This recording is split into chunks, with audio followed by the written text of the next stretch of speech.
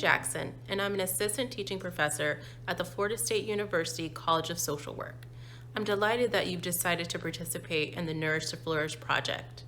And as social workers on the front lines of the COVID-19 pandemic, I would like to thank you for your efforts to keep our community safe and healthy during these challenging times.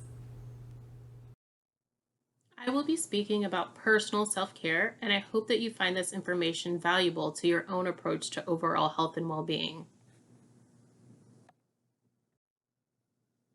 I have three aims for this presentation.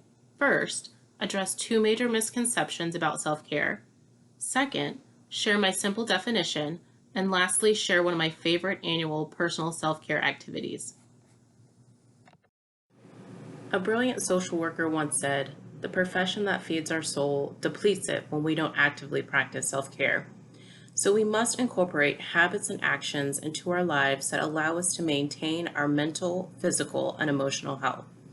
Working in the profession requires us to demonstrate self-love and self-compassion as a precursor for offering compassion to others.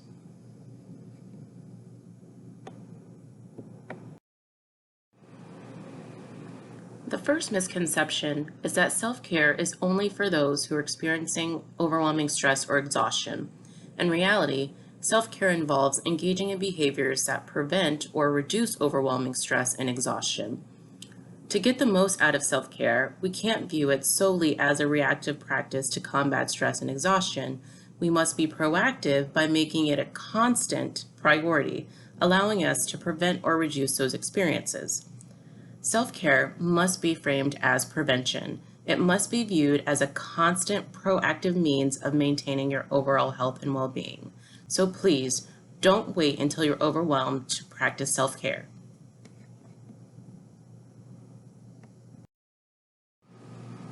Self-care simplified. I like to think of self-care as simply intentional acts to either protect your peace or produce joy. This also involves moving away from the idea that we must be in hustle mode at all times and embracing the idea that sustainable health, well-being, and success require both peace and joy.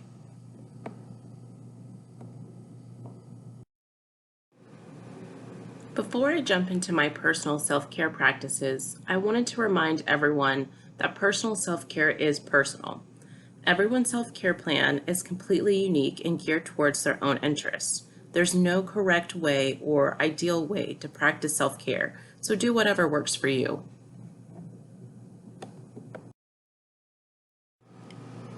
I protect my peace by maintaining a planner to keep myself organized and on schedule, jogging to release endorphins, limiting social media to block out society's noise, putting people on Do Not Disturb to again block out the noise and limit distraction, maintaining a budget to ensure financial responsibility, journaling to release emotions, and reading scripture and positive messages to uplift my spirits.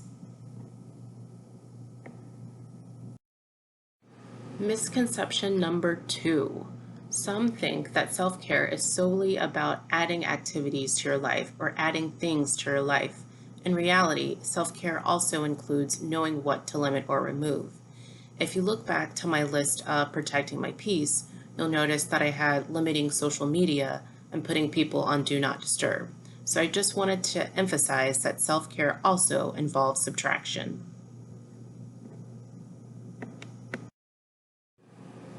To embrace joy, I like to participate in a daily gratitude exchange with two friends via text, read, listen to music, watch comedy, particularly 90s comedy, paint, attend football games, and last but certainly not least, engage in personal growth activities.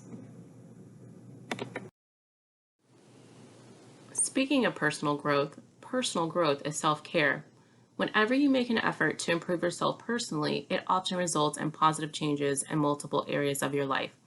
For the past 6 years, I've been practicing intention setting for personal growth.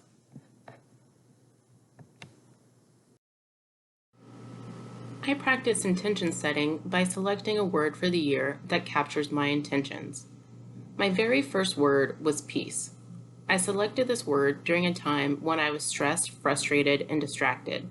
My intentions were to guard or protect my peace. When making decisions that year, I would ask myself, will this protect or disrupt my peace?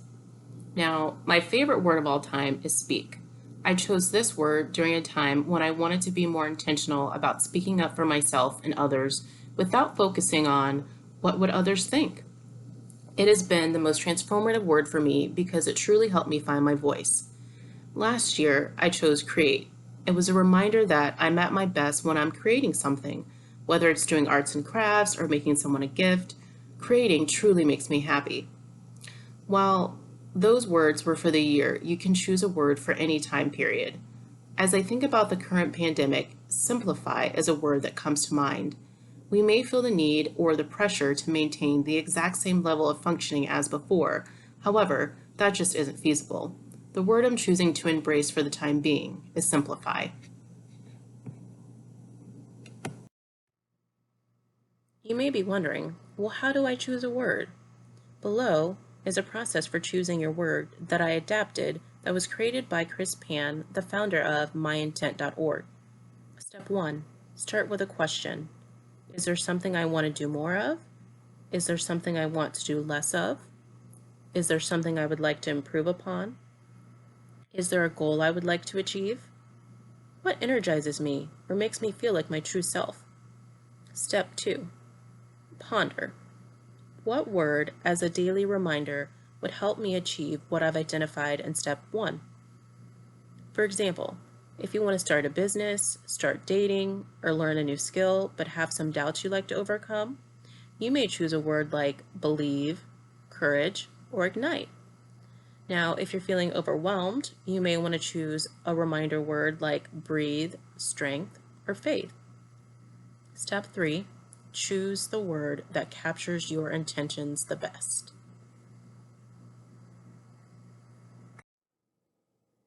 Be sure to have fun with your word. As you see here, I like to put my words on jewelry, and I also have my word on a candle. I painted my words. So just remember to have fun with it. In closing, self-care is proactive and should be viewed as a constant way to improve your overall well-being. It also involves subtraction, knowing what to limit or remove from your life. May you enjoy protecting your peace and embracing the joy that the world has to offer. And lastly, set intentions for what you hope to achieve. Thank you.